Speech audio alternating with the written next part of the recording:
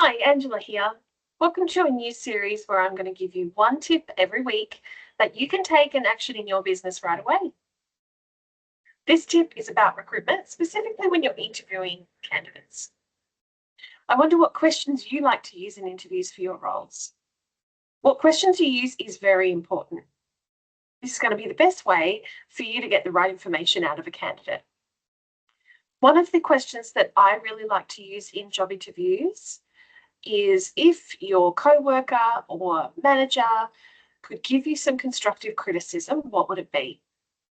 Now, nobody likes putting anything but their best foot forward in an interview.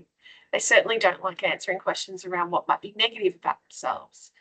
But framing the question this way allows them to reflect on either their current or most recent workplace and hopefully, with some insight, give you some really honest feedback about what they're working on. It's not about expecting that someone's perfect and not to have any flaws at all. We're all working on something. But that question is really telling, not necessarily because of what it tells you, that can be helpful too, but the way the person answers the question, I find is the most valuable. Someone that answers that question with honesty and a little bit of vulnerability is going to translate to an employee who is okay to tell you when things go wrong or when they're struggling or when they need your help or some guidance. And wouldn't that be a great thing?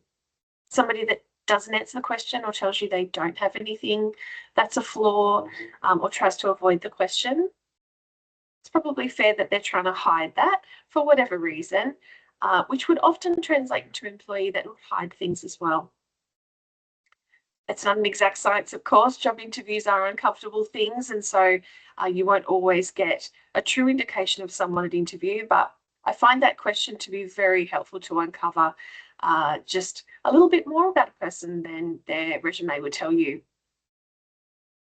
So I hope that tip is helpful and take that question into your job interviews the next time you are recruiting.